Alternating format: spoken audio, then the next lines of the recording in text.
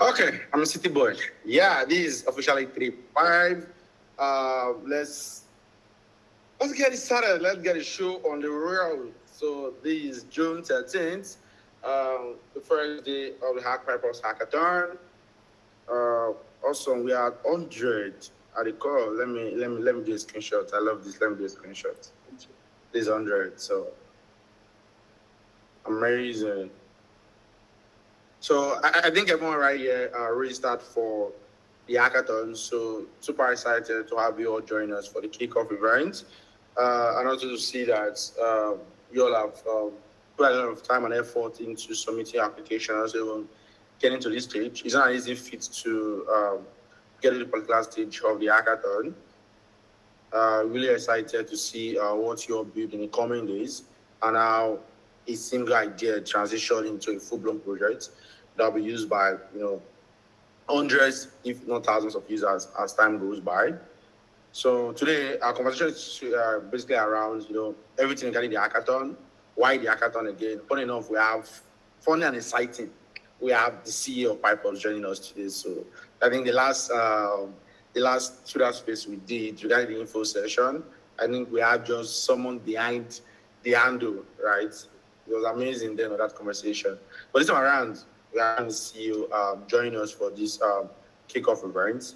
So our conversation today is centered around the reason behind the hackathon, overview of the hackathon, the various judging criteria we'll be using, what will be happening in the next couple of days, which is the first build stage, and also how to get most of an hackathon, right? So we're having an amazing speaker who's joining us to share light into preparing for hackathon, various strategies, tips, hacks, and various things you could use while participating in this hackathon. So this coming from years of experience of building solutions and also participating in a series of hackathons. Yeah, so I wanted to use the word, but the power vested of me, I begin this kickoff session, but I don't have the power to begin the kickoff session. So the power is not resting on me. So before I use power that is not on me, I will would love to welcome the CEO of PipeOps, Samuel. Hi, Samuel, can you hear me? I can hear you. Hi, Timothy. Perfect. I can hear me. Okay. Hi, Ishmael. Can you hear me? Are you on the call? Hey, Timothy. Yeah. Hi, everyone. Can you hear me? Yeah, I can hear you. Perfect. Yeah, I've been right. Wanted to get everyone in on my screen so I can see everyone amazing and beautiful faces. Yeah, so perfect. So we have our two amazing girls today. So before we dive down into our conversation today, I just want to say I've seen a lot of people who have dropped messages on the chat box indicating where they're joining in from, and I'm super excited to see a lot of people joining from the southern part of Nigeria and the western part of Nigeria. Like it's fully inclusive, having people join from every part of the country, not just Lagos itself. Just want to point that out. So yeah, back to our focus of today. We are still at 100. Wow, this in the right word of a very friend of mine. Is mean some participants can't join the call. Okay, I think we'll work around that. So hi, Samuel. Can you hear me? I can hear you clearly. Yes. Perfect. So I have a series of questions for you, right? Before we even move into our conversation. So do you like we're going to share a brief history into PipeOps, why we are building PipeOps, and why the solution itself is needed at this era before we dive into the hackathon itself. Right. Thank you, Timothy. First of all, let me say thank you to our special guests. Right. I see Abe, a person of Ismail. Abe is like one of our biggest fans, just to say that explicitly. I'll explain to you why later. And then we also have Leke. Leke is is connecting all the way from the abroad, as you can see. Thank you so much for joining us, Leke. Actually wasn't expecting you to join us, so thank you. Now, quickly to go over HackOps. So I think most of you here already, have an idea, right?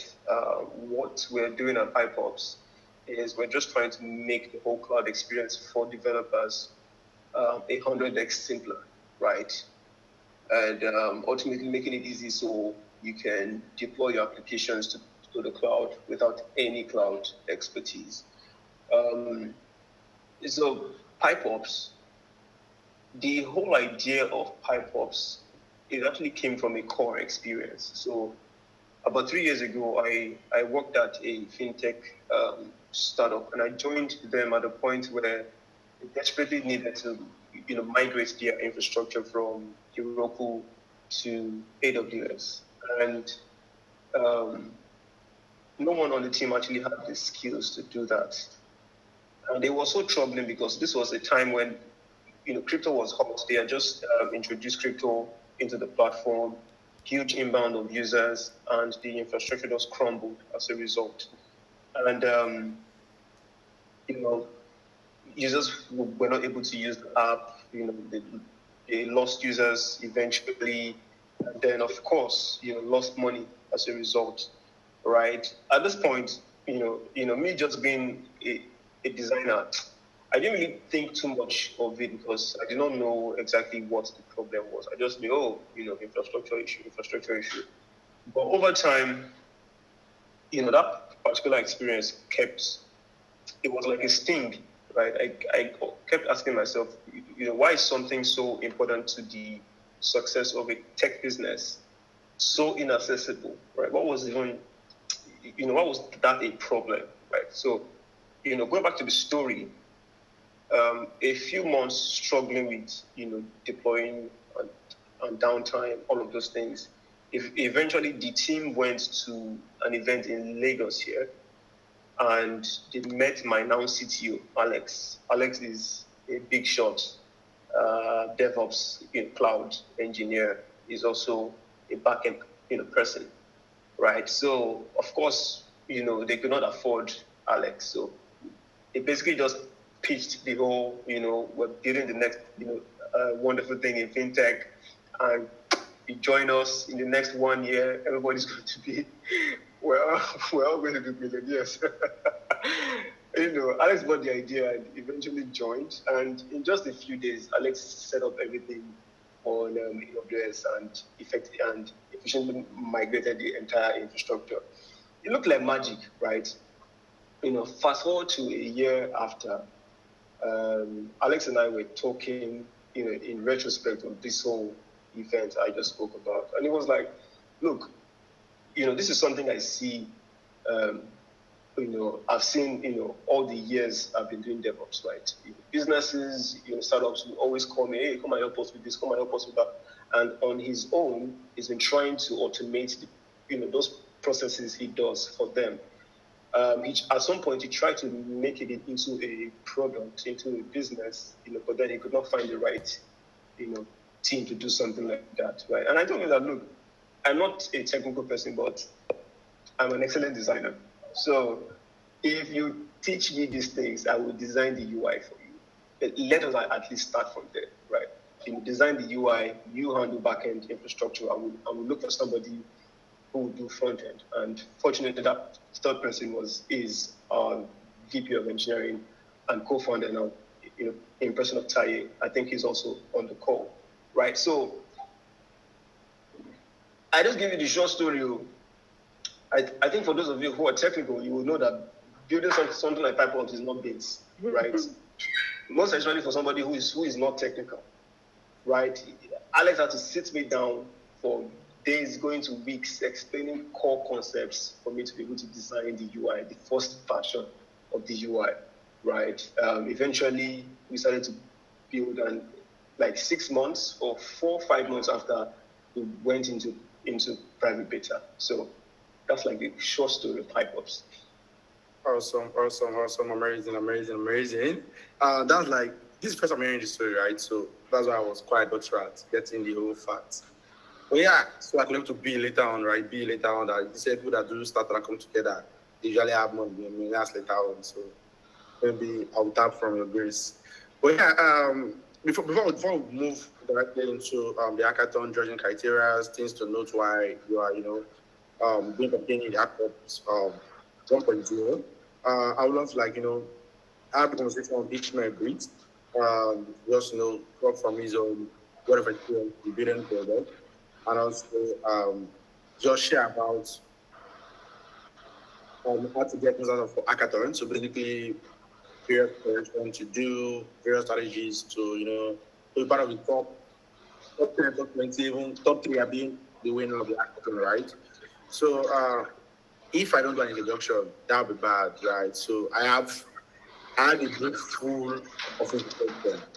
So just get ready to be whined and be whining. Yeah, so super amazing to have this now, who is the current CTO of Future Africa, with a whole lot of decade of experience in building amazing products, from his time at PayGo Dash to his time when we were running a development studio to Number to Savvy. He has been there, done that, literally. That was been there, done that. He has done it, right? So he's coming to share from his wealth of experience about how to be at that peak point or at that what was the perfect word? Be at your best point or put your best foot forward when participating in hackathon. Hi Ishmael. I hear someone call you a different name, right? Yeah, I was about to mention that. Exactly. So I'm not saying the name as part of your name. So yeah, I will explain. I hope you can hear me clearly. Yeah, okay. Yeah, it's so nice to be here. Thank you, Timothy. And my name is Ismail Olasukomi. That's actually my first name, Ismail. But my middle name is Abiodun. So nickname to Abiodun in Nigeria, it's mostly people call them Abi. So growing up, people don't even know me to be Ismail, so people call me Abi. So many people don't know that I bear Ismail today. But that's how it has been. And yeah, Abi is my name. You can feel free to call me Abi anytime, any day. Yeah, so for me, I've been building solutions for over 11 years, and I've been very careful as to how I build, and I think that has contributed to what I would call achievements that I can point to today. And just starting out as front-end engineer 11 years ago, I didn't, and I'm saying this so that people on the call can also probably learn one or two things from it. I started out as a front-end engineer that year, and I was comfortable. I was comfortable with front-end engineering. I did all my best to be the best in front-end engineering. And I remember that year when I started, I used to use a physical ruler, like school ruler, to actually measure pixels on my screen, so that the design given to me by a designer, by UI UX designer, is the same as the one I'm putting out there. So if yours is 2 pixel, mine must be 2 pixel. I know it's another level of perfectionism, but it's fine. So I changed it after some years, and someone told me that it's a plugin on Chrome that year called Ruler. So I started using that one. But I don't use any of those things again today, because now I can even spot a pixel or 2 pixel differences in designs. So I said that to say this. What made me to become a full stack engineer 6 years ago, and what made me to also become full stack and also a DevOps engineer afterwards? So it was out of the fact that I was working with a couple of backend engineers, and they were giving me rubbish. Sorry for my French language. So they were giving me rubbish, and I was like, what exactly is there in these things that these guys are doing that was so difficult for me for them to give me something that works. I was like, okay, let me look into this. And that's actually how I started looking into backend. So I'm saying this so that you are working on projects, within this hackathon, know where you belong. Know where you belong. And that has helped me a lot. And I think the first name I made in the industry was actually being a front-end engineer. And something I did for a couple of years, I built a couple of solutions with that. I built lots of government solutions, lots of fintech solutions, and many more. Notable ones are the system that runs Anambra State's finances today. It's called Anambra State Central Information System. We're just two that built that solution. I was a front-end engineer. I built the entire front-end. And one other guy built the entire back-end. I'm saying this so that you're coming into this, put all your best. If all you do is to write content, but I'm going to talk about team dynamics as well when it comes to hackathon. So if all you do is to write content, write it well. If all you do is to do front end, build it well. If it's all you do is back end, it's a good thing. Samuel and the team, they've given you the platform to deploy. You don't need a DevOps engineer. Because I remember, I'm also a product of competitive programming. Many of you know what I mean by competitive programming, right? Hackathon is one of competitive programming. I've been through a couple of hackathons. There is one hackathon called Fish Hackathon. I actually started doing hackathon since my university days. There is a company called Schlumberger, because my actual background, what I studied in the university, is petroleum geology. So I'm supposed to actually be in oil and gas sector today. So I've been coding since my days in school and all. So I was using one of the softwares of Schlumberger called Petrel to do reservoir characterization at that time. I was writing a couple of papers, publishing in a couple of countries and all. So I started to notice some gaps in their software.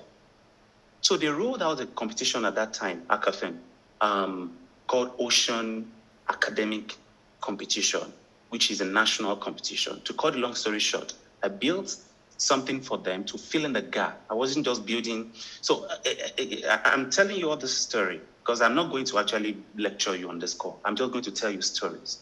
And you just pick what you need out of it. That's actually how I like to teach.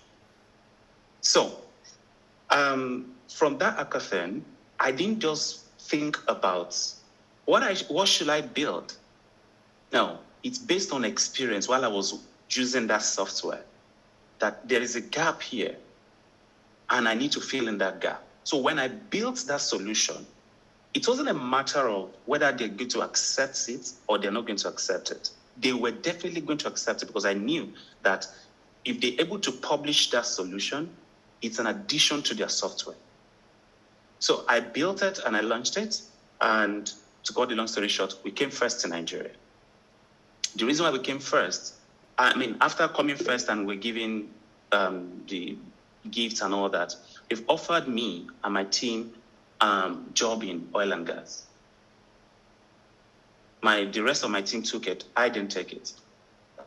Maybe if we're able to meet some other days, I will tell you the reason why I didn't take oil and gas job and chose the tech one, right? And so there was another competition, which was an international hackathon called Fish Hackathon by U.S. Department of Fisheries. That year, they collaborated with Andela to do it. So in Fish Hackathon, what I built with my team, I led the team. Most of the time, I've always been the one leading the team, not because of anything. It's just because, let's just do it. So when it comes to team dynamics as well, don't think too much about who is going to lead. Whoever that is willing to lead, let the person lead. As far as the person knows what he's doing. Do you understand? There is no particular price to say, oh, you are the leader of, you just get shit done. And that's it. So I led the hackathon as well. And in the hackathon, what we did was to provide a solution to an existing problem. And here's the thing. When we were told we're being introduced to the hackathon, it was like a 3 days hackathon. So when we're being introduced to it, we're doing it at Angela's office, I've forgotten, on the mainland. So I called my team. I said, let's do a bit of research. And that's, I think, what you all should do. Let's do a bit of research. What exactly is a problem in the fisheries department today, both in Nigeria or international? So we realized that people are having issues with the laws guiding or governing the ocean. So some people will go beyond their boundary and they'll be fined. So it's a problem. So we then we did a bit of research and all that. Just short. It's not something that you go into R&D. No, you are not going into R&D on this. Just do a bit of research, and then in your team, you should have people that have different skill sets. Because I can see someone on my screen here. I can see Tolani Akintayo, I can see Ebenezer Raphael. Because Ebenezer is my friend, I will not necessarily choose him if Ebenezer is also a front-end engineer and I'm also a front-end engineer.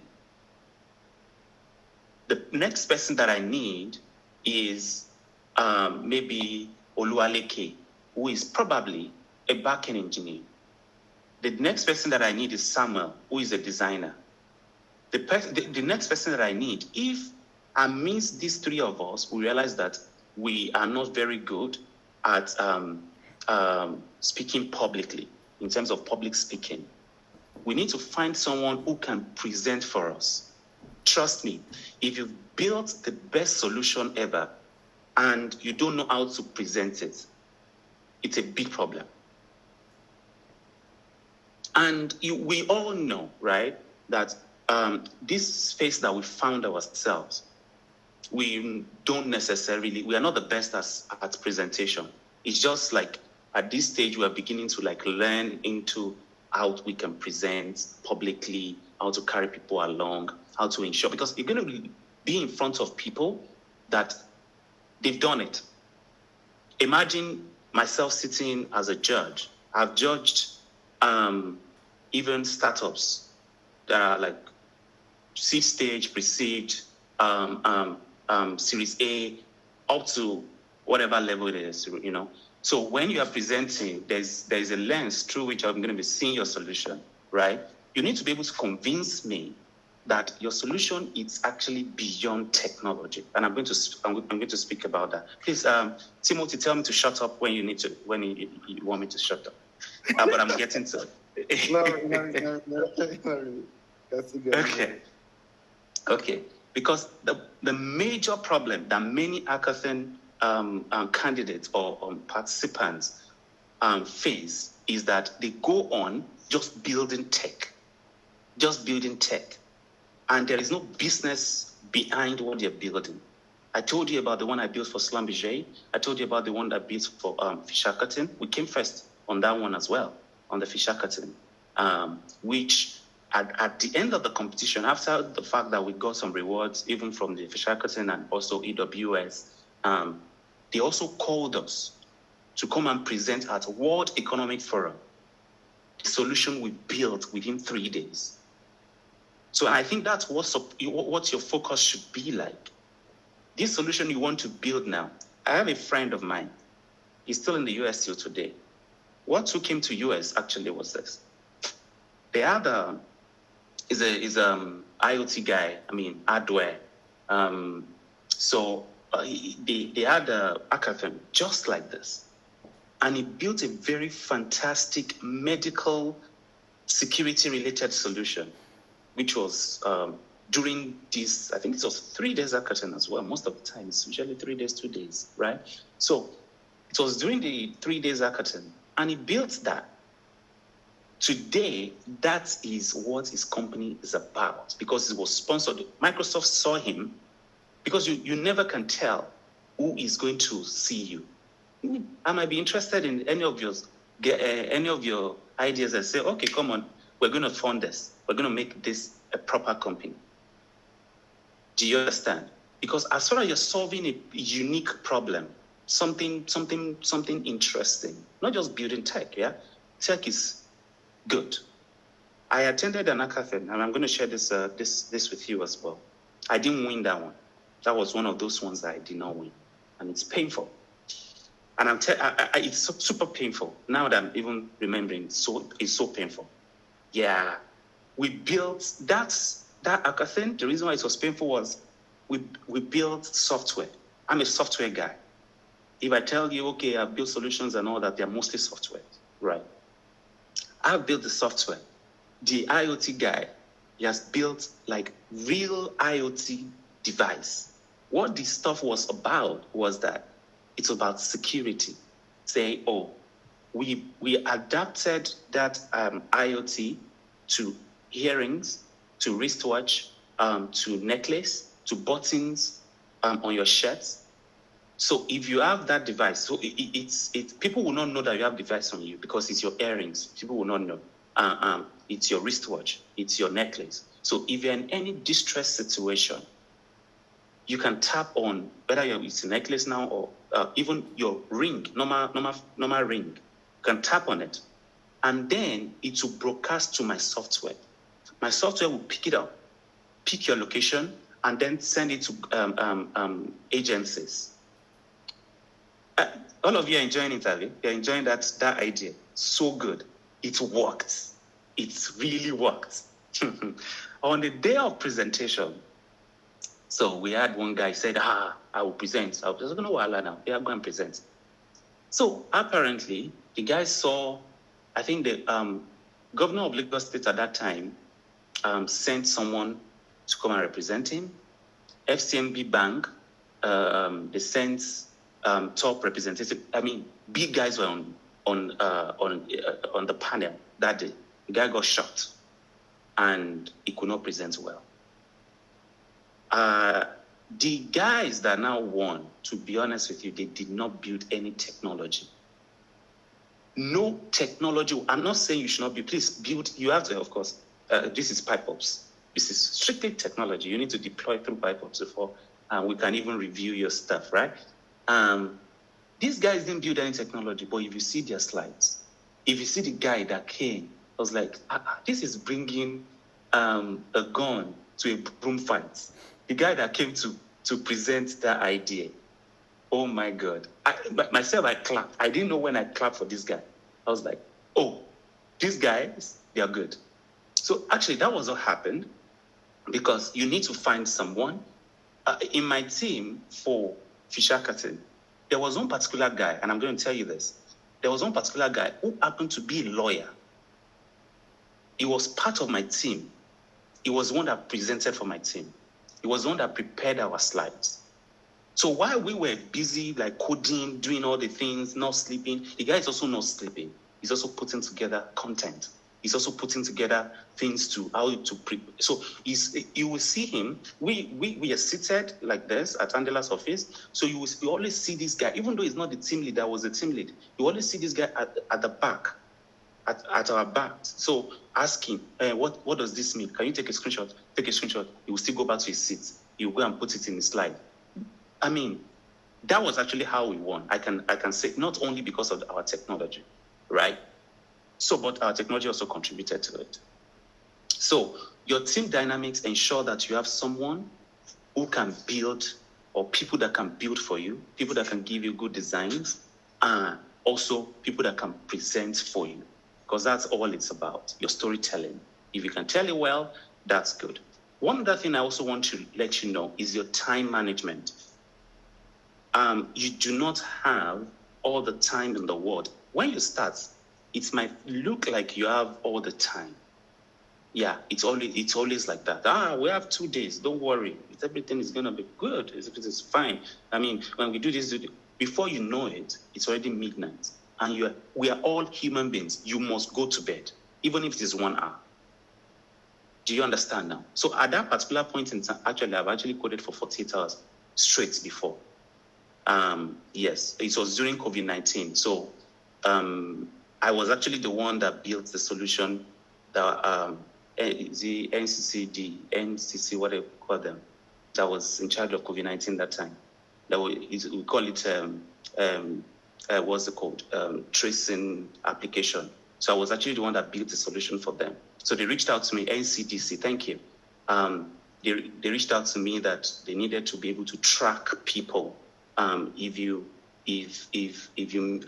have an encounter with someone within 14 days that has COVID-19, they want to be able to use my system to track the person and the person that the person met and the person that just that chain, you know.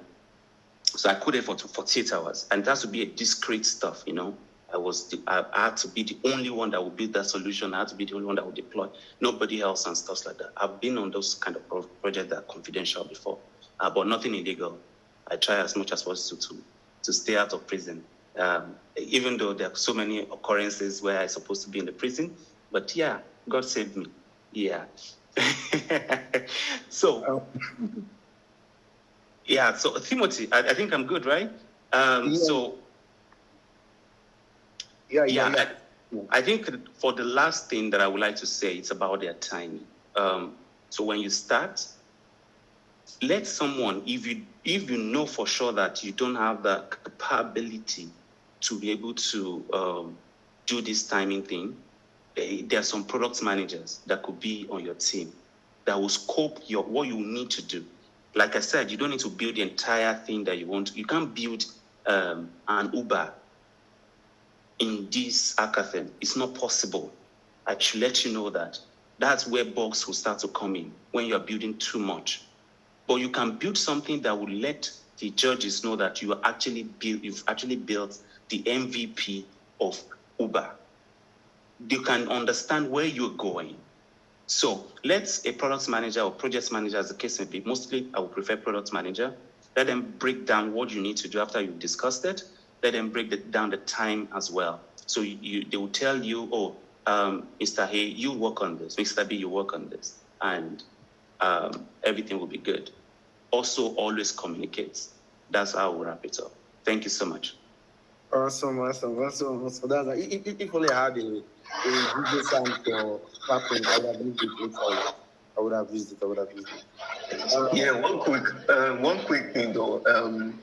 So guys, if you've been following HackOps since we started, you would remember that originally it was supposed to be strictly virtual.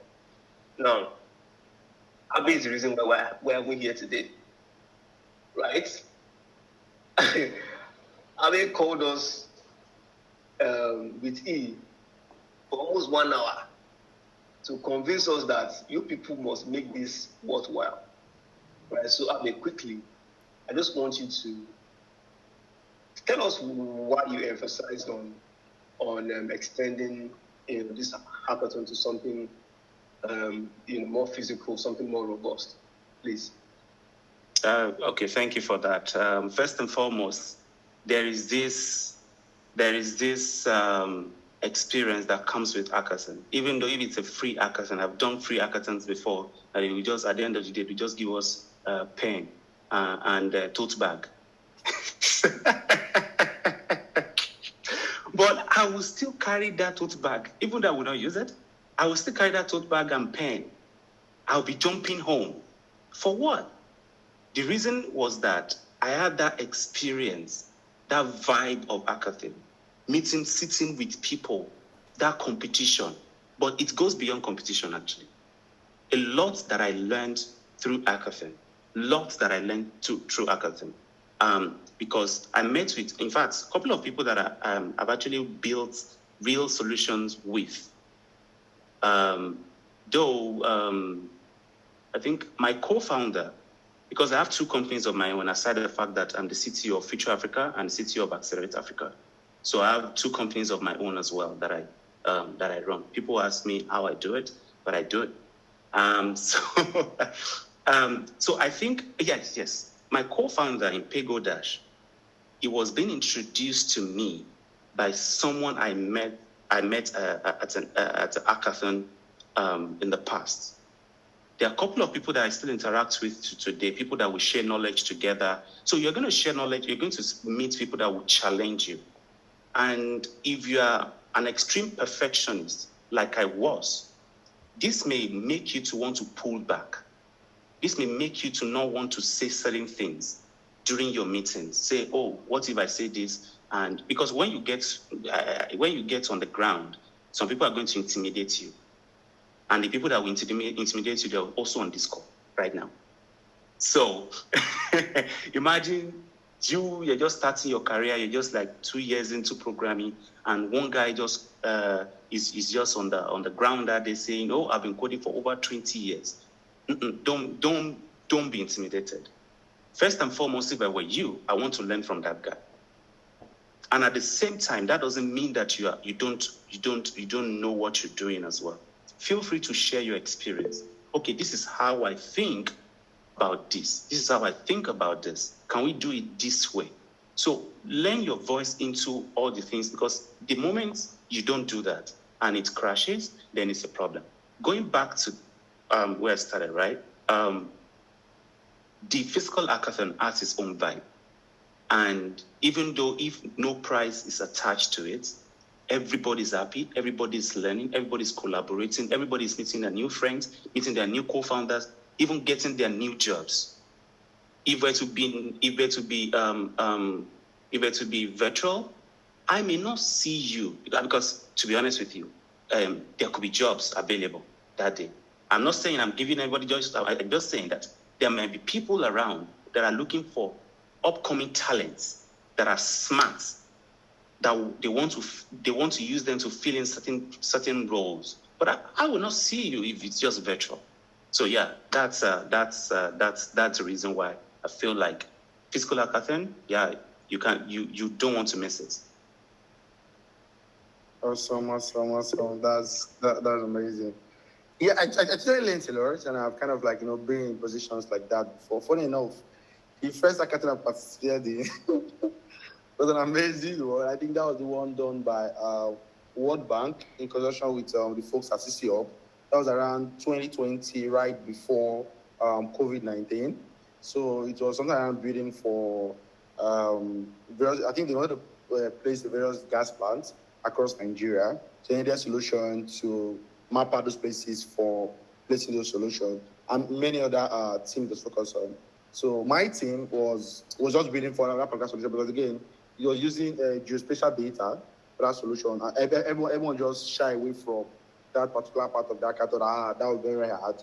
Funny enough, our team lead decided that that's the one we're building for because he said everyone is shying away from that solution, so let's build for that solution.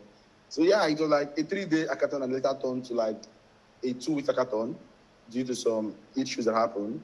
But yeah, by the end of the hackathon, it was time for pitching. Like Abby was saying, get someone who can pitch one, get people who are able to build, understand how to build, right? Let everyone know their place while part of a team on hackathon. So funny enough, during the course of while we were building, we had one mobile guy, we had a front end, we had a back end, then I think we had 2 front end, one mobile, one back end. And I was in charge of, content, marketing and stuff like that. And we had one person who was like product manager or like a team lead who will be doing the pitching, right? So at the time of the hackathon, so it was time for us to pitch. We were building a very unique solution, again, which no one was building. I think that was the one thing that really stand out when participating in the hackathon. You building the hardest solution, you building something that stands out, you building something that makes sense, that people want to use, that's a problem and trying to solve, not just the usual stuff people build. So that was what made us stand out. So we were pitching, amazing. The pitch was great. So when you get to the part whereby you have to show those locations where they should have the gas plants, using those geospatial data and stuff like that, the guy clicked view, like on the demo, clicked view for those data to show, right? He went back to the beginning of the page again, like the home page again. He went back to the beginning of the home page again. That was the first time I saw this thing. Can you work on that project? That was the first time I saw software engineers part of my team with some other engineers from CCO, from World Bank, I think from NIDA then. was saying, what's the issue, your solution? Do Git rebase. That day I learned a lot of technical terms at that hackathon. Well, at the end of it, we had issues. What savored was, the mobile dev guy who insulted that you have no use on the team. Why you on the team? Why someone different than back end? Why you no need for mobile? That was the solution. That solution, mobile, was what saved up, because what happened with the front end was that they had two front end person. One write the whole front end stuff using HTML4. HTML4, not HTML5, HTML4 then. Another one was using HTML5 combined together, and they were never using Git and GitHub. So they just copy and paste, boom. And crazy enough, the front end market was not linking to. So again, like Abe was saying, understand your teammates, get where they're technical enough. Everyone in the team is important, from the mobile guy if it's needed, to the front end, to the back end. Now you don't even need the back end. There's pipe-ups to the content person, just like, put in the work. Like someone even mentioned on the chat, I see someone saying he learned a lot. The three C's is the key: communication, consistency, and the chemistry among team members. That's really important, right? So before we answer question, I think there's a lot of hands up already. Don't worry, we'll come back to question. Let's just walk through the whole hackathon process. What is expected from you for day 1, day 2, day 3, day 4 of the build phase. Then also after the build phase, what next?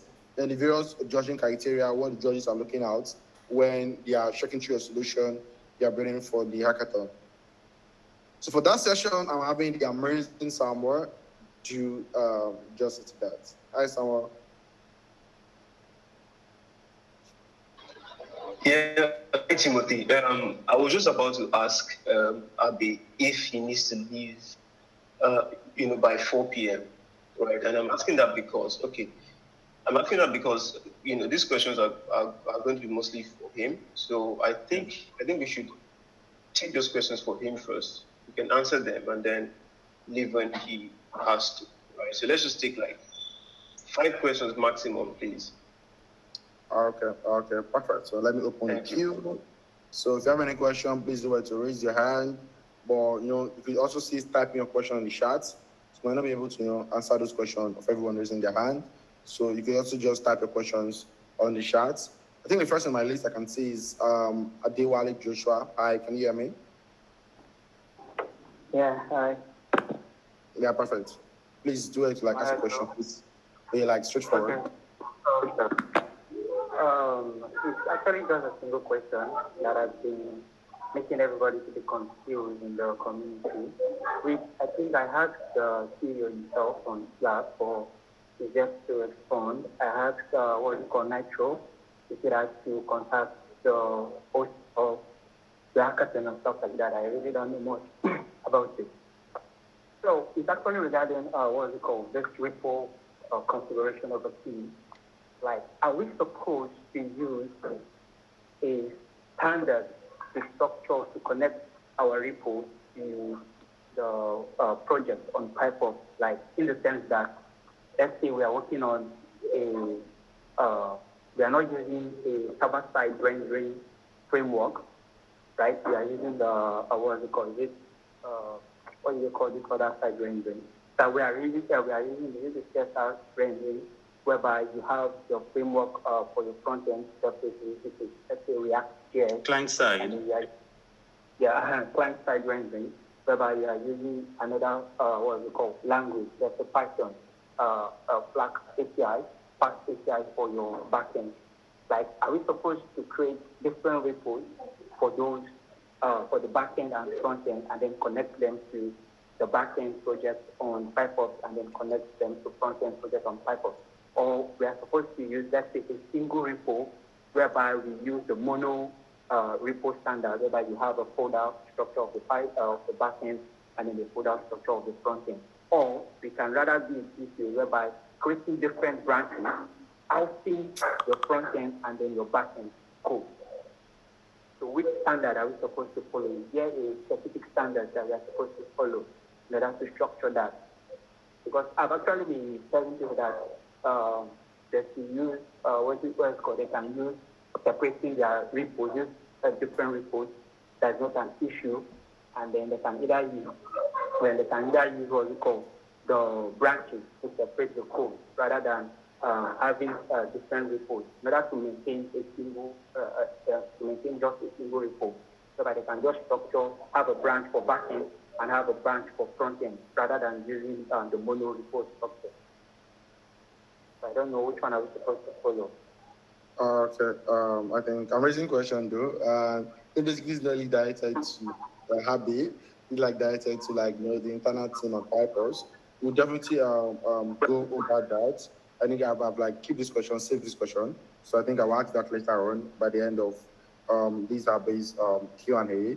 So we're looking at a question that's focused around participating in hackathon. That if you have a question regarding team dynamics, our best to structure pitch, our best to to arrange a solution, or maybe just get bounce an idea around what you're building. So that's what we are looking at for this round of Q&A. So if your question is around that, you can just raise your hand. But if it's not really around that, just take your hand down and maybe just jot that on the chat session, and we'll go back to our original Q&A. Right. So let me go back to the list of answers up. Hi, Victor.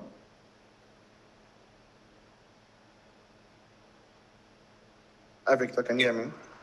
Yes, I can hear you. Okay, thank you. Is a question for Habib? Huh? Is a question for Habib? Sorry, I don't get you exactly. Is your question technical around the product itself, or is around Yes, it's technical.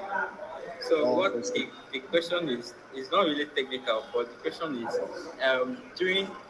before registering for the hackathon, we need to create and deploy a test project. Okay.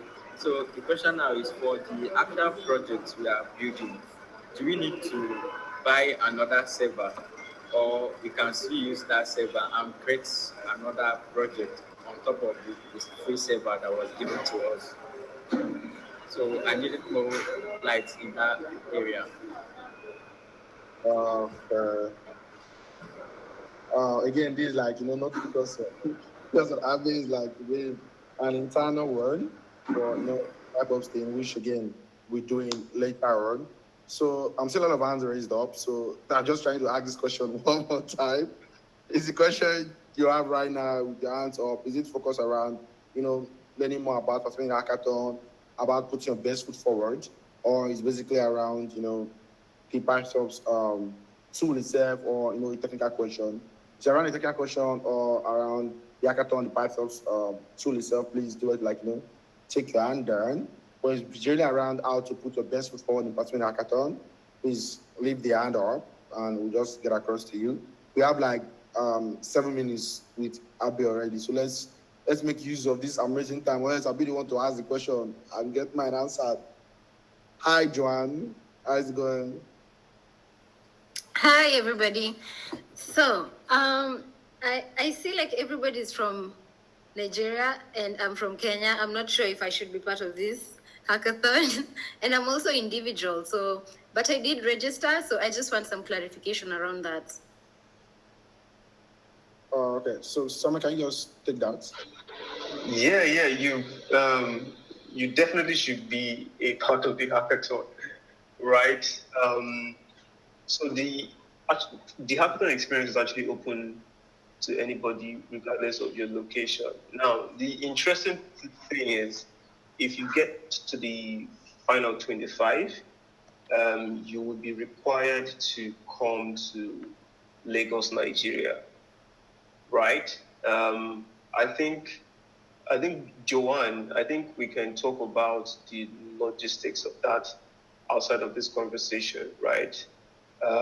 We're hoping that we're able to provide some way, particularly for your use case, for people who are outside of the country, to be able to come to Lagos and participate if they happen to get to the final stage, right? So I think that's a conversation we can have outside. So please join the Slack community. The link is in the chat section. Just send me a message and then I'll respond to you from there. And I apologize for every other person who has sent me a message.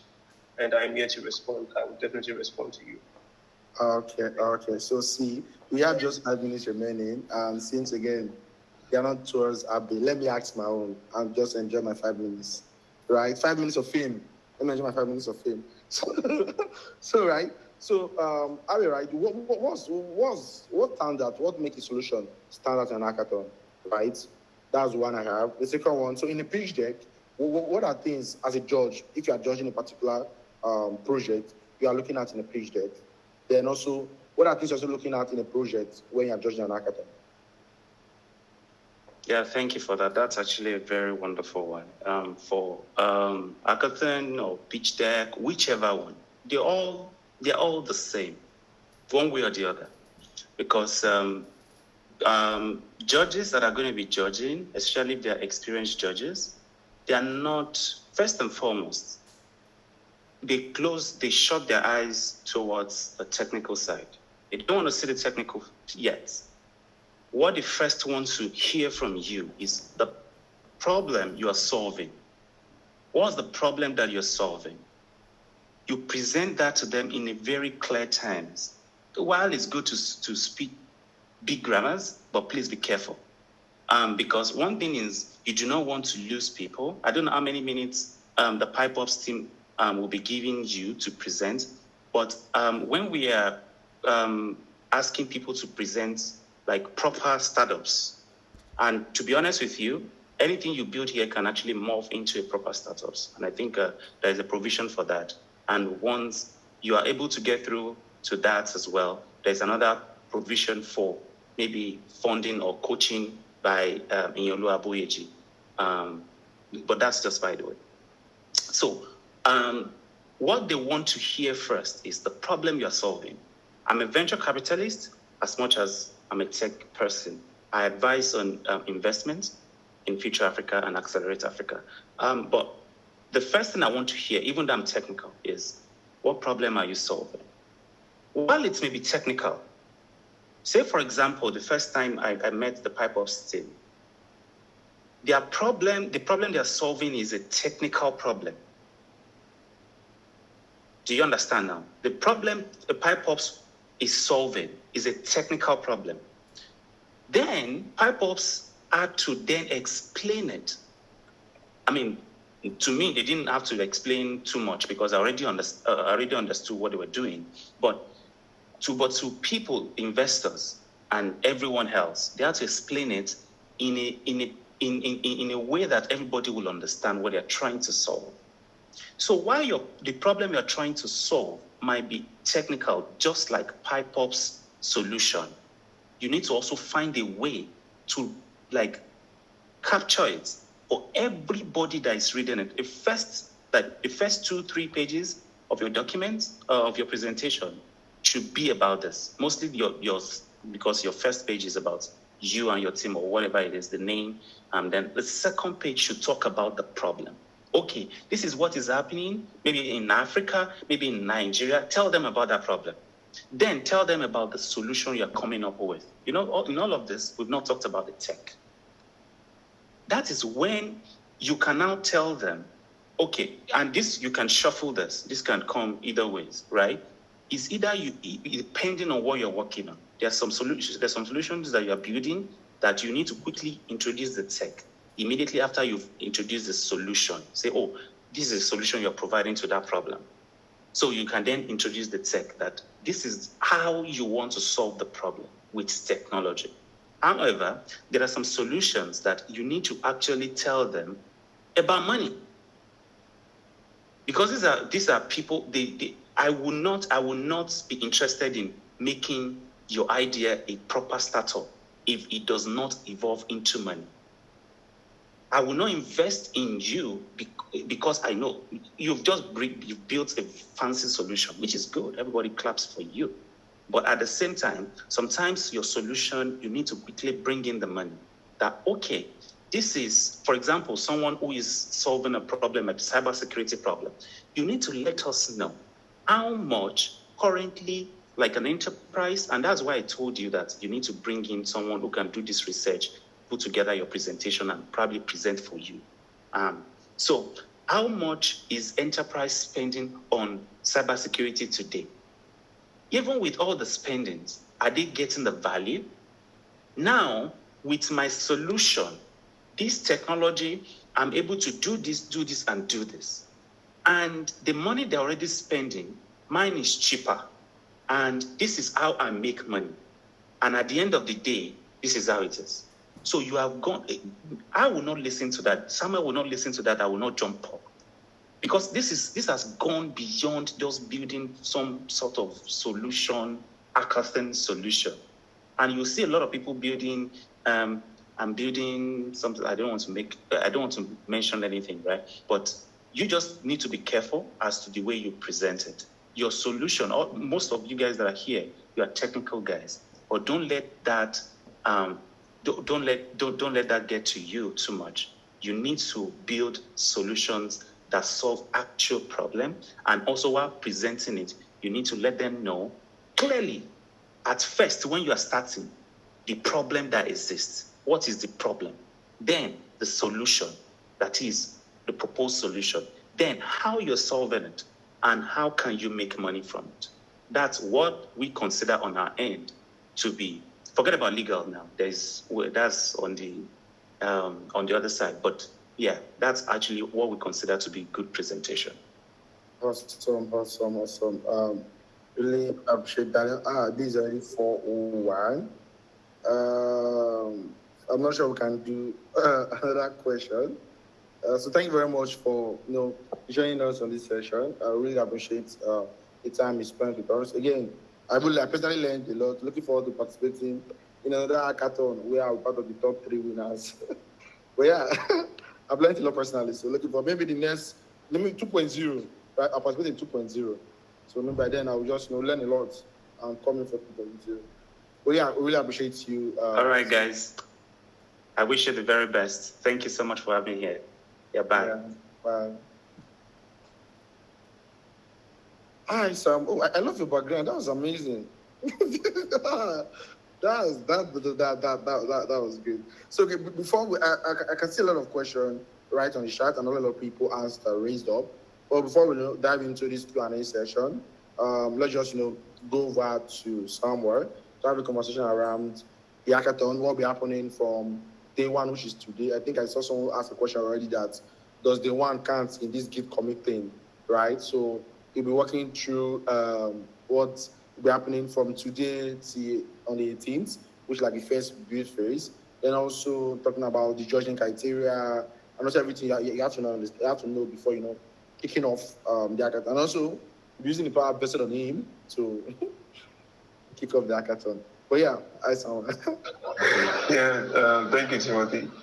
Yeah, before I start, I just want to say, guys, Nitro Code is here. For those of you who know Nitro Code is actually the CTO and the engineering powerhouse at HackOps, right? So if you have questions for him, now is the time to hook him and let him give you an answer to your troubles. But yes, quickly about the hackathon. I think most of us are already familiar. So what I'm going to do is I'm just going to give you a high level, right? And so I can quickly give room for answers and questions, so we can answer as many as we can, and round up and officially kick off, right? So as you already know, we have already gone through the registration phase, which is ultimately the first part of things, where you can either register as a team or as an individual, right? And after that, what's going to happen is, which is from today up to Tuesday, where you're actually going to be building out your solutions, right? And important thing to note is, as much as this is split into two, there's the virtual side of things. We also have some physical hubs around the country. We have, thanks to some of our ever generous, partners, we have Python Nigeria, who are helping us host a physical, meetup or sessions basically at Anambra, Uyo, and here in Lagos. We'll communicate the location addresses after this call, right? So apart from that, we are going to try to be as hands-on as we can, to help you through the process of actually building out your solutions, helping you. I know some of you already have questions, directed to Abe concerning, your pitching, your presentation, even product questions. So what we're going to be doing is we're going to be bringing in some experts in specific fields. So from engineering to product design to product, speaking specifically about product management that Abe mentioned, and then also, something on pitching as well, right? So we're going to be having sessions from tomorrow, I believe, yes, from Friday. So Friday, Saturday, then we have Monday, and then Tuesday, you have time to just focus on your deliverables, right? So after those 5 days of engaging with you, of helping you build out your solutions, what's going to happen is then you're going to submit, right? You're going to be submitting a pitch deck. You're going to be submitting a demo video of your solution, right? And of course, a link to access your solution, which is basically, the link you've gotten from HackOps, right? So, and then we share this with our very interesting advisors and judges. I think Lake, I don't know if Leke is still on the call. Leke is one of them. Abe is also one of them. I am also going to be judging.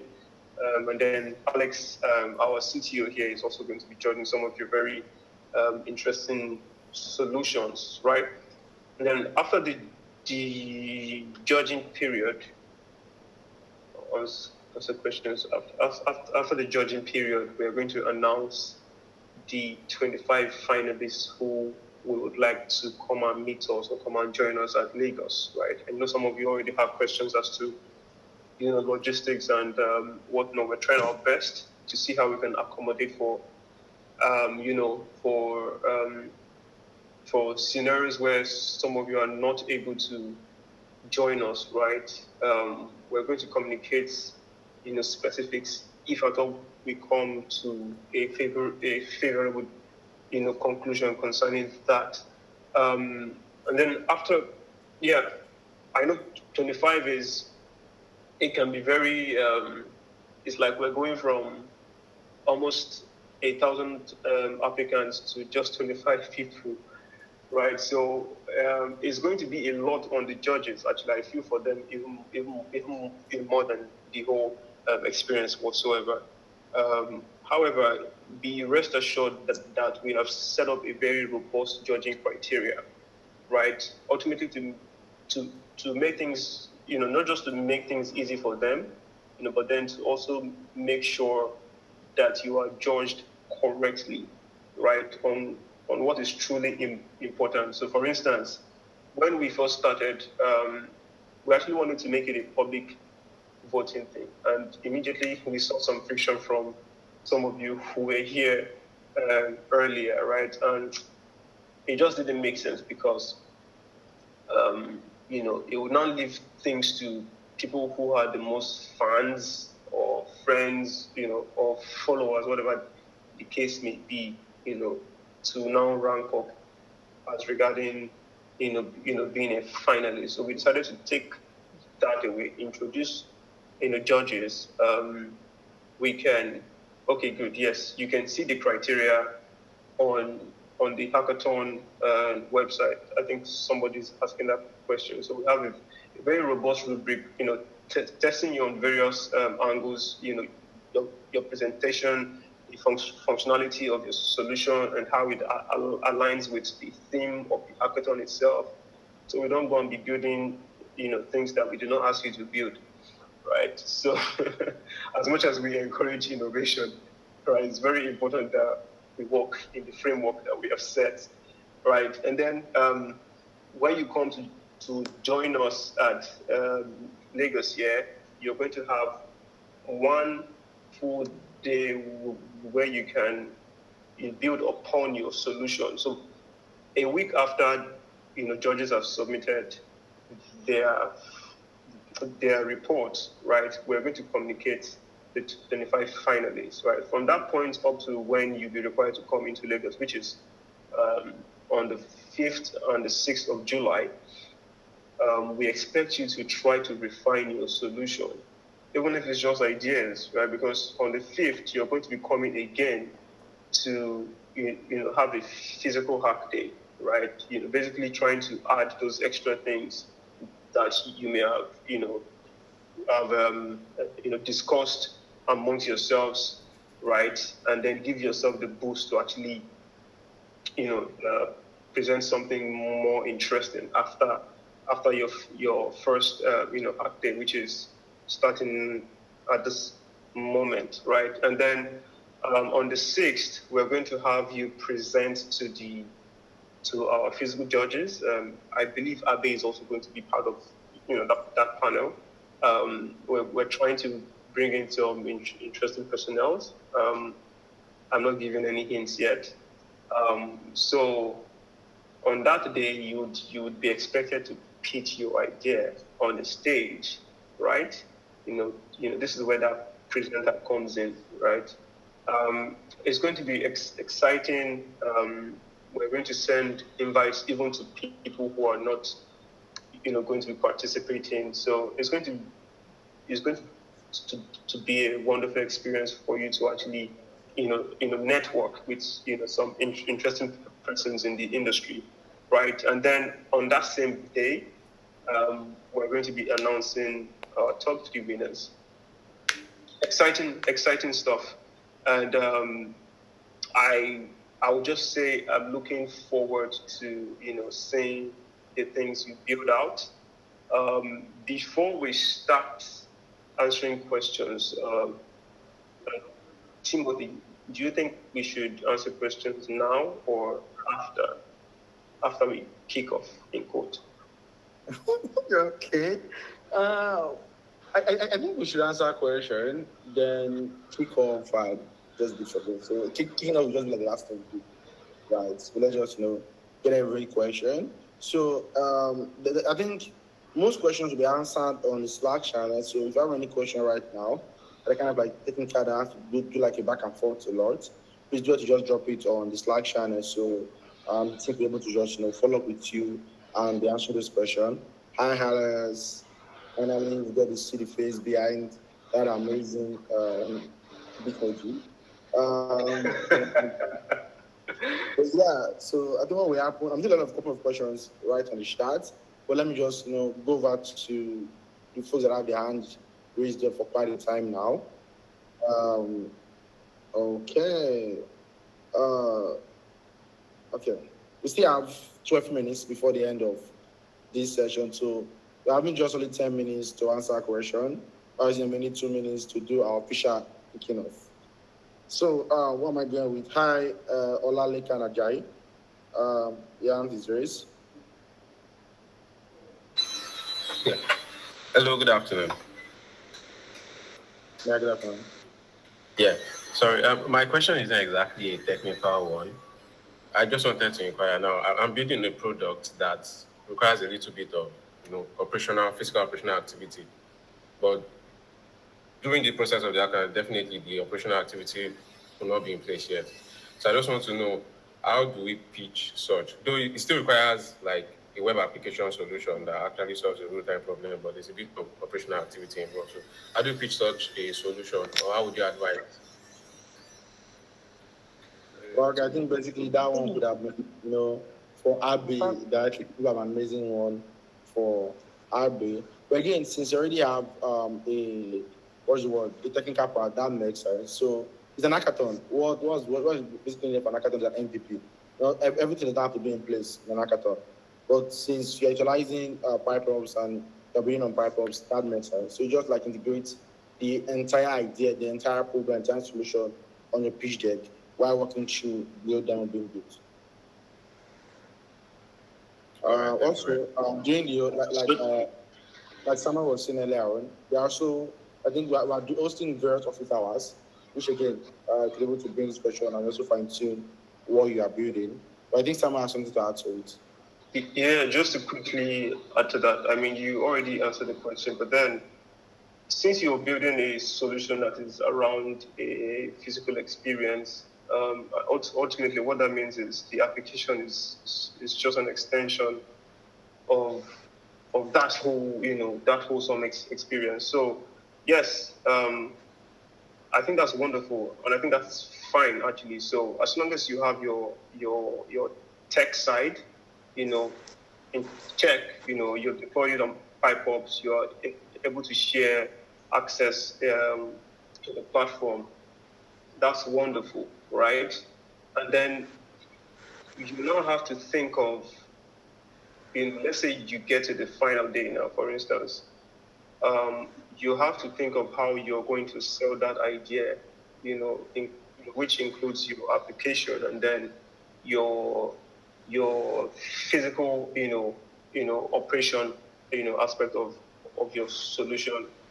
Think of how you're going to make it cohesive to make sense to sell the whole idea even better, right? So I feel like best case is you got into the 25 final teams, and then you have almost 2 weeks to prepare yourself for actually selling the idea, when that time comes. So it's perfectly fine as long as you have your web platform.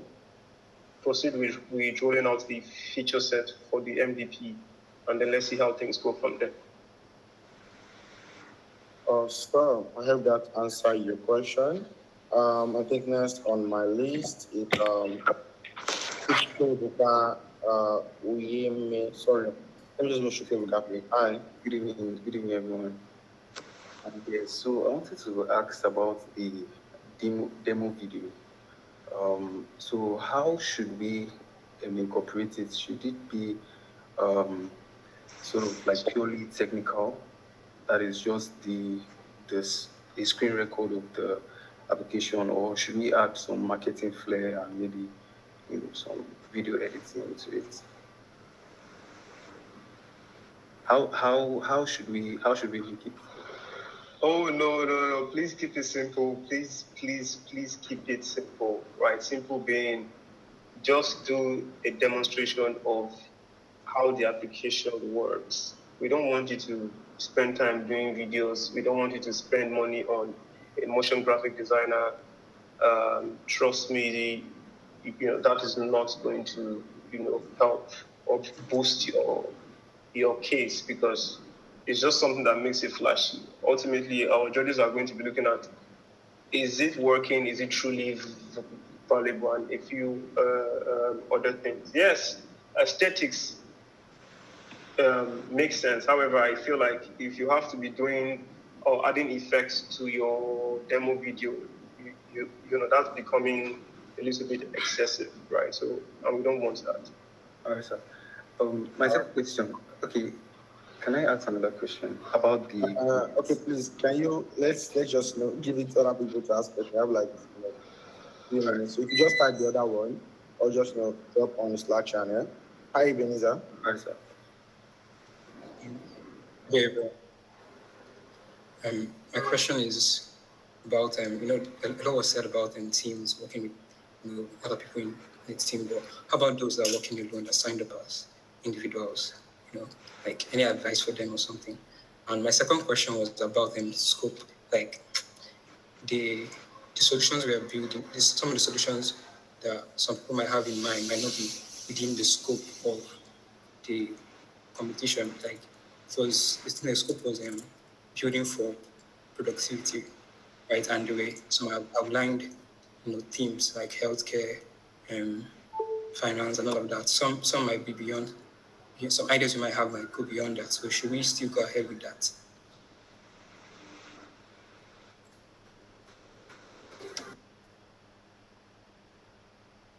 Hi, someone. I want to answer that. Alex, do you want to answer that? Okay, no, you don't want to answer it.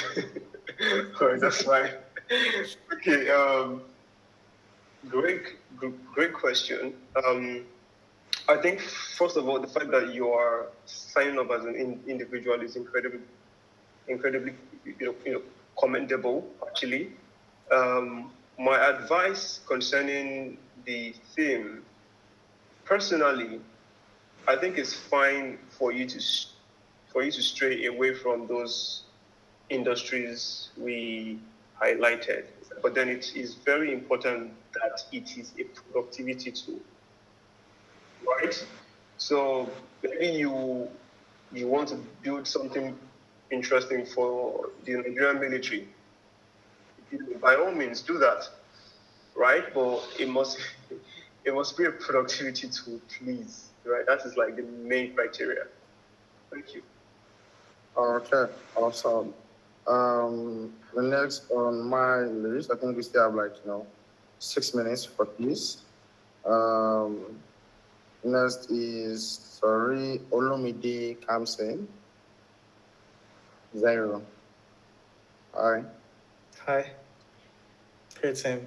The question I wanted to ask was centered around the commits per day kind of threshold. Because I tried to simulate it, and 10 commits per day for 5 days is minimum 50 commits for an MVP. And typically, a commit should be carrying a feature or a bug fix. So, is it an advice you're giving, or you must be strictly adhered to? I think that's the question. Okay, so hi Alex, I think this is going to you. Not dodging this one.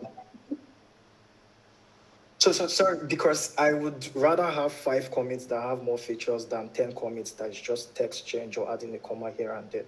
That's why I'm asking. Okay, so I think what Samuel has really been trying to say is it's all about the product. It's all about what you're building, right? So it's the commit is a way we are gamifying the hackathon, right? But what actually determines who wins this is how productive this productive tool you worked on is, really, or what problem is it solving a very huge problem that people are having right now. So it's all about the problem it's solving, all about the product. However you want to push, it's fine. Anyways, but if you adhere to it, it's also like a bonus on your hand. So yeah, thank you. Just to add to that, on one end, it's also a way for us to see some activity. While we cannot, if this was physical, right, then we can see that okay, you're actively building, right? Of course, we understand that you pushing, say you change the color of the button. You can do that one and it will look like activity. We understand that. If you do that, we can't really stop you, can we? Right? But then most importantly, I will tell you that don't try to game the system. Right? That's just all I would say. And then in addition to that, understand that there may or may not be a prize for the people who lead the leaderboard. I'm just going to say that. So, yeah. Awesome. I think I just have one follow-up question for him. No, for you through him. What am I saying? But yeah, does the 10 commit start today? I've seen that all around the chat session. Oh yes, absolutely. It's very important that as soon as we drop off this call, or even as we're even talking, try to actually deploy your projects, the projects you're going to be building through this next couple of days. Try to deploy it ASAP, and from the point you do that, we're going to start tracking. Yeah. Awesome. We still have 3 minutes. Hi, Benjamin. Hello, Timothy, Samuel, and Alex. How are you doing today? Doing great. Yeah, fine. So my question is still as per the team breakdown. So if you look at the list of sectors that were mentioned there, we have healthcare, finance, education, project management, then travel and hospitality. So this is my question. These, are they in order of importance? That means if you give me a solution as regard healthcare and finance, the judges might want to look at that rather than travel and hospitality.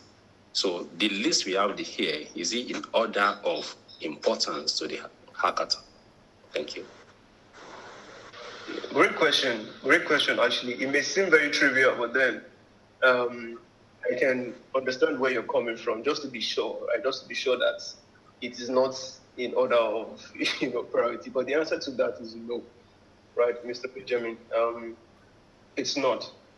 We're just, in fact, originally what we wanted to do was, just leave it open, say, go and build something in productivity. Don't worry about the industry, right? The reason we introduce these industries is so we can help you guys ideate faster, because we understand that can also be a problem, right? So it's not in order. If you do something for let's say travel, right, and it's wonderful, you're going to rank, right? So no worries about that. Yeah. Okay, thank you. Thank you, sir. Okay. We can just take only just one question, and then every other question you could just move over to flag. So, oh wow, we have 39 hands. So what do I pick? Hi, Victor. Okay, so I asked, I dropped a question later, so I've not gotten technical answer to the question. I asked about the deployment aspect. If we are using the test server that was given to us, or we are actually buying the server we are using. Alice, did you get that question? Yes. So to answer this question, I'm actually going to join this question with another popular question I've been seeing on the chat and answer them at once. I've been trying to deploy my project since yesterday. It's been failing. Okay, so when you sign up on HackOps, you get a 1 CPU, 1 gigram server. Ideally, there's only so much that server can take.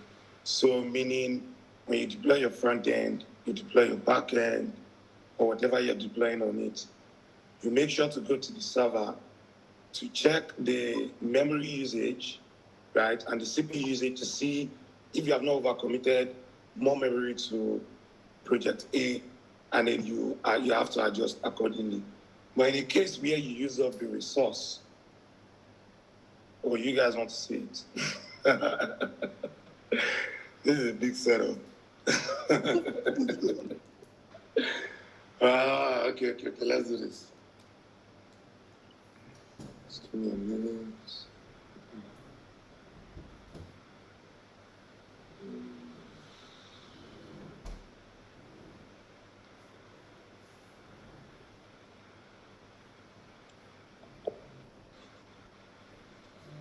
Let me join my PC.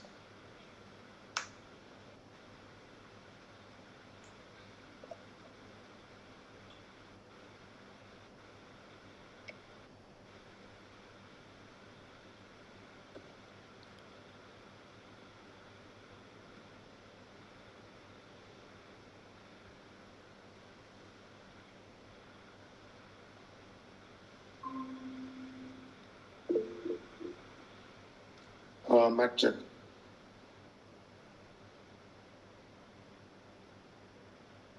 Let me know when you guys can see my screen. Yeah, we can see it. Okay, great. So now let me walk us through this since we're on this call. Right, you have a server on HackOps, right? And this server is a 1 CPU, 1 gigram server. Ideally, we are deploying to, let's say, other platforms like Render, Vercel. and the likes, you get 0.5 CPU, 512 MB by default. So, meaning here you don't want CPU 1 gig RAM. It's still small though, but it could still take a lot of deployment. So now let me walk us through how you can deploy your Vue.js, your React.js, any app that is like statically generated. We're going to walk us through how we can deploy them on PyPods. So here is like an example, like a sample project we have, and a Vue.js project. So what this means is that at the end of this repo, by the time I deploy it, it's going to build a particular part. And I'll show us how we can deploy that on PyPod. So when you click on proceed here, right, select the framework for you, right, from your GitHub suggestions. And then here we have this node static frontend. So here you input your build command. If you are using a different node version, you specify your different node version here. If your project, that's your Vue.js, React.js, Vite, or whatever, the output builds to maybe a different part, maybe slash, whatever it is, whatever the name is, you can change this output part to that. And once you click deploy, so this is how you deploy your statically generated front-end apps that you want to start statically. But now, if you want to deploy apps like Next.js and the likes of them that require like SSR, so I'm going to use this as an example, Next.js. So we have a Next.js repo again. And on this Next.js repo, see this is like a complete Next.js project that you can actually get started with. If you want to deploy this on PyPods, it's the same thing. You click on proceed. And just to note that this resource page here, what it helps you do is if you are deploying a project and you are aware that this project I'm deploying, 212 MB, you cannot run it, right? Change it before you proceed. Else, it can cause your project not to deploy. That's when you get maybe project deployment failed. Most of these frameworks have their own default resource, from Node.js to Django to all of them. They have their own default minimum resource that you must have to run them, right? So if you know that this project requires more, change them before you proceed. And on this screen, when I'm deploying my Next.js, if I'm deploying my Next.js, I can select Next.js. I could either use Packito build pack, Nix pack, or Iroko build pack to build this Next.js project. It is not statically set. So Iroko build pack is the latest, is the one with that supports the latest node version. So I advise if you're deploying, you use this Iroko build pack. Nix pack also works, but the difference is Nix pack is a little bit slow, unlike the rest of them. So I'll just go on and proceed with Packito with this Next.js. But if Packito does not support your node version, you can as well just switch to Iroko build pack, or maybe specify it in your package.json. It works that way too, just like Iroko. And I think the last one I will just show us is based on popular demand. Okay, I think generally, right? I think that's it. But generally, what you want to look out for is for each of these projects you are deploying, look at it now, I deployed 2 projects already, right? Accumulatively, this project takes a number of memory and CPU, right? Accumulatively on my server. As we can see here, if I continue to deploy, right, it uses up more resource on the server I've purchased. So you want to make sure that you're keeping this in check, right, from time to time, so that your deployment don't run into failures. Because I see most people have like 5 deployment, 6 deployment on the 1 CPU, 1 gig RAM server. Fear God, really. Thank you. Okay, thank you. But please let me. Sorry for cutting you in. So I actually wanted to say that. Okay, what if we're actually using an external large language model or computer vision application like YOLO? So how do we deal with in instances like that? Do we still use or how do we integrate the model that is already heavy to some extent on this 1 gigram server, or how does this team support it? Okay, so I think you should DM me on Slack. This is a very unique case that even I myself would love to see how this plays out. So I actually don't mind giving you more resource, dedicating like maybe our Nova Chrono server or for you guys just to see how this plays out. But let's sync on the Slack community and we'll pick it up from there. Thank you. Okay, thank you. Awesome. Wow, these 5 minutes way past our time. But yeah, I totally enjoy it. I love seeing code, love seeing colors, demos. It's so yeah, I usually love this particular one. So yeah, I think I see a lot of hands still raised up. I see a lot of questions on the chat. I think what we'll be doing is we're moving this whole conversation we're having right now to the Slack community. So the moment Samuel kick off the hackathon, yeah, we're all active on Slack, answering questions. I'm there to support you all as you build. So, I Samuel, with the power vested on you, please do the honors. I've been waiting for this moment all my life. Yeah, thank you so much, Timothy. Thank you so much, everybody, for turning up. This has been incredibly rewarding personally for me. I think for the HackOps team, I think this is very good validation, seeing your engagement, seeing your questions. It's very good validation for us that what we're trying to do here is indeed of real value to everybody. So thank you so much for joining, and I am excited, with great joy in my heart. I officially kick off HackOps 1.0. Somebody was asking me how I was doing this. Is it hand signals? It's the hand signals. So if you do 2 of this, you get this. If you do 2 of this, right? I think if you do 1, you see balloons or something like that. Yeah, good. So, yeah. Awesome. Well, yeah. Just to reiterate, we'll be sharing the video of the recorded session on Twitter. So if you want to go back to listening Abe's conversation and also listening to the overview of the hackathon, you have access to the video. We'll be sharing on Twitter and all across our social media, also sharing on the Slack community, so you can go back and just walk through and listen to the video. I can join Slack. If you register for the hackathon, you have access to the Slack channel. Like an email that followed up. But yeah, welcome to HackOps 1.0. Let's get started. So see you all on Slack. We are open to answering every question you have. Please deploy your project. So deploy your. I'm dragging my ear now. Deploy your project to push that project. Deploy it. It's needed. Please deploy those projects, right? Don't leave it on your system. It works on my machine. Will not work in hackathon. You have to deploy the project, right? So see you all on Slack, and we are excited to get this up. We'll host another session tomorrow by 3 p.m.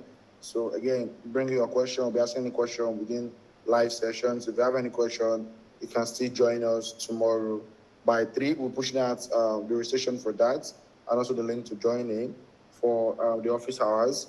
Like Samuel said earlier on, we're hosting office hours every day till June 18th. So we'll be here with you as you build along virtually. Also, there's also some physical hacking happening across some selected locations in Nigeria. So if you're within those places as we announced, please, you can do well and join them at those physical sessions. And finally, see you all on Slack. Bye.